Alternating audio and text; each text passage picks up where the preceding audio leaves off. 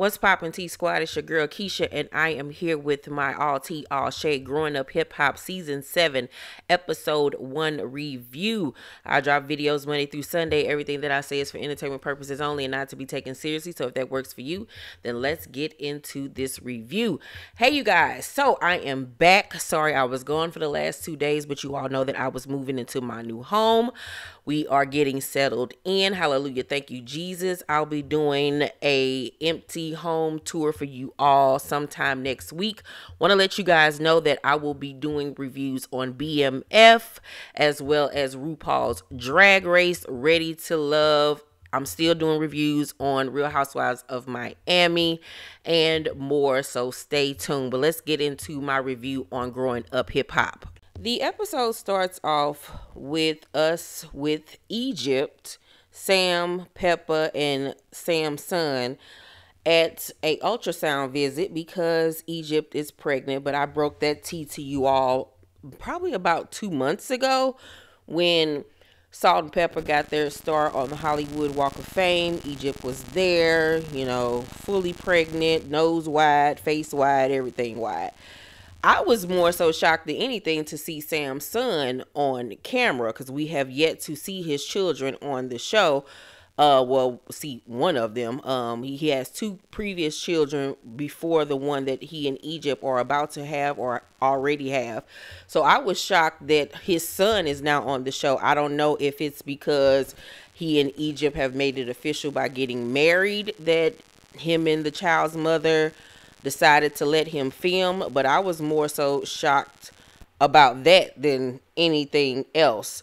So they're having a baby, but this man still has a court case pending where he might go to jail, and they've purchased themselves a home that they said that they paid for on their own without Peppa's help. So I'm just wondering how things are going to go if he ends up going to the clinker and then she's at home raising their child with one another. And now that they're married, if he falls behind on child support, wouldn't that fall on her now because they're married? So couldn't his other baby mamas go after her for child support or something? Child, I don't know. Egypt like it, so I love it. Peppa is excited to be a grandma, so I guess they both to be paying child support for some of the kids, child. Ooh, I can't wait to see how that baby gonna come out looking. Either that baby gonna be super cute or super funny looking, because Sam and Egypt both have really strange and strong features, even though I think that Egypt is a really pretty girl, but she does have strong features, and Sam is just funny looking. So I don't know how this baby gonna come out looking, y'all. After that, we find out that Layzie Bone had to take care of some family business by going and getting one of his kids that's like 4 years old. The mama was in a toxic relationship, and he had to go get his baby on some poetic justice type time. I was like, is he recreating poetic justice in that scene where Tupac had to go get his baby from the crackhead baby mama? So he and Treach are on the phone FaceTiming, and Treach lets him know that Egypt is pregnant, and he's going to have to talk to Sam man to man about, you know, how is he going to provide for his daughter. And I'm like, oh, no, you was all Gucci, you know, telling them go ahead and get married and oh, now you're seeing, now that they married, now you seeing what the world already saw. Now you got all these questions and things, but you let this ride with them in this stupid relationship for the last however many years, Treach. Don't be trying to step in now and try to get him together. You already knew he wasn't nothing from the time he came on this show. Then we see Angela at her new crib. She decorated it really nice. Cree comes by to see her. Angela all of a sudden want to sing, child. I don't know where this came from. I don't know if she bored. She ain't got nothing to do with her time. She says that she just want to do it for fun. She's always wanted to create a song. But girl, find something else to do. Find something else to do. Go play the Xbox. Go play the game with your son. Go on a vacation. Go meditate. Go praise Jesus. Go to church with your daddy. Do something, girl. But sit down somewhere with this whole singing thing. You sound ridiculous. But one thing I can say, watching this episode that Angela reminded me of old Angela. Angela from Run's House, Angela, with her acting goofy and funny. And I appreciate that. You can tell that there was a difference in her life and that she was much happier in the state of whatever is going on in her life. You know, that her and Yo Gotti just made it Instagram official that they're together, and she says that this is the happiest she's ever been. And you can tell because we haven't seen playful, goofy Angela since she's been on this show. She's always been very sterile, very monotone, blasé, very standoffish. So it was good to see a lighter side to her, and I'm very much thinking that that contributes to her relationship that she's in. So like I said, we see Sam in Egypt's house. Peppa comes by and tells Egypt that she was able to get her a spot on the tour where she'll be able to perform 3 of her songs. And Sam was like, "You mean us?" And she was like, "No, this is just for Egypt, darling." And he was like, "Oh, okay. I understand. Why would you even ask that? Like, this is the problem. Why would you even ask, is this me and her? You're not her son. You're her son-in-law, sir, but you're not her son. She don't have to put you on. You know what I'm saying? And that's what always gives me that user feel about him, that he always feels like he has to include himself in whatever she got going on. And she's so dumb and naive and wet behind the ears that she don't understand it. So we then go to Tanice, and we find out that her father is this dude named Buck, who is in the music industry. He's very well known, and he has not seen his grandson since he's been born. He been acting funny. When he do call, he only asks or check for Mia, which is Tanice and JoJo's first child, their daughter. And she's just put off by this, you know, by her dad's behavior. And she got word that he said that her baby boy wasn't his grandson. So JoJo was like, you know, if he comes to our son's birthday party, great, because their son is turning 1. And she invited her dad. And he hadn't RSVP'd or said if he was coming or not. So she don't know if he's coming. And JoJo was like, you know, if he come, he come. If he don't, he don't. You know, I don't even fuck with him like that. No way. So it don't really make me no difference. So they don't get along at all. Her and JoJo and Tanice's father don't get along. And based off what I saw on tonight's episode, I fully understand why they don't get along. Because her daddy is a trip, child. He is a mess. So since Angela has decided she wants to be the next Celine Dion, Cree gets her to go to the vocal coach extraordinaire, Miss Jan, who has taught everybody pretty much in the industry. And she goes to get singing lessons, and Miss Jan has her sing along to the notes while she's playing the piano. And, you know, like the piano will have that doom. So she's supposed to be like, you know, she up here, It's like, what are you doing?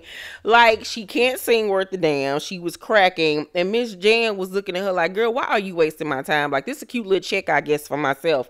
But why are you wasting my time, this camera crew's time, your edges time? Like, girl, what is you doing? Please sit down.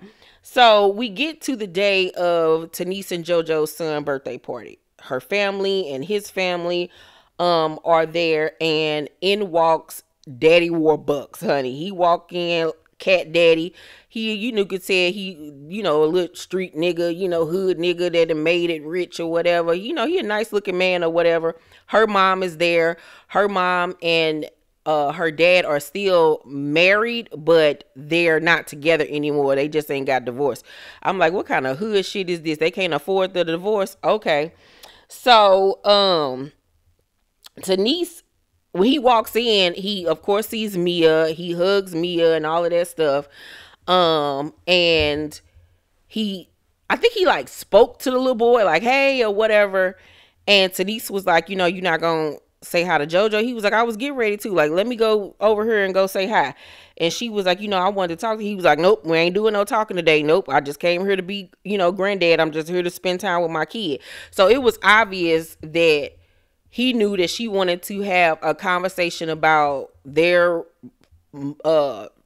father-daughter relationship and his relationship with his grandson on camera, and he wasn't trying to do that. He was just trying to come and I guess prove that, hey, I'm here. I do love my grandkids. I don't want the world to think that I'm some deadbeat dad and grandpa. That's what it seemed like it was giving me. Like, if he knew if he wouldn't have showed up, that he would have basically been looked at like he wasn't shit to the public. So he seemed to me like he made a compromise in his mind that I'm gonna go, but I'm not talking about nothing heavy on camera. So Tanice, was like, I want to talk. And he was like, no, I'm not doing it. I'm not having no conversation. Like, he was just cutting her off. It was very much like friends, not even friends, like enemies more than father and daughter. Like, he kept on cutting her off, cutting her down, wouldn't acknowledge her feelings, wouldn't talk to her, kept on walking away from her. It was so weird. Like, it was not even like they had a relationship with each other at all. So he, at some point, I guess the production was able to like calm him down and say, hey, can we just get a moment between you two to talk? It doesn't have to be in here in front of everybody. Y'all can, go across the street and talk. Because he done pulled out the blunt and started smoking to calm his nerves. Tanice comes out to talk to him about, the situation, and he was like, while you sitting up here trying to talk to me, you don't think it's disrespectful that your so-called husband didn't even speak to me? I walk in, he didn't even walk up to me and say nothing. I hate when people do all that. Like, you trying to deflect and talk about stuff that ain't really relevant to the moment right now. Y'all ain't getting along. So now you want to make it a situation because my husband didn't walk up to you and speak. Although the bigger issue is that you don't even acknowledge your grandson. You have yet to come see him. And I heard you made this crazy remark about your grandson. So, like, we're not about to do that. We're not about to do that. And once again, he kept on cutting her off. And Tanice was like, why do I have to hunt you down, like, to spend time with us or your grandkids? He's like, you don't have to do nothing. You don't have to do nothing. And it was just like, yeah, he gave me total deadbeat vibes, like deadbeat daddy vibes. Like, he was just a nigga. And I just was like, like, Tanice, don't even waste your breath. So Tanice was like, you made a comment that Joey wasn't your grandson, and he just sat there on pause for a second and then got to going into this big spiel about it was a joke. You don't know how to take a joke. Nigga, that wasn't no joke. You could tell it wasn't a joke. Child, please. So at some point, they just basically ended on, you can leave and I'm gonna go and I ain't got time for this and bye. And he got in his car and he left. And I was like, good riddance. I don't never need to see your ass on my television screen again with your trifling butt. So at the end of the episode, we see Treach meet up with Sam at this jewelry store to have a conversation about he and Egypt's marriage and this upcoming baby.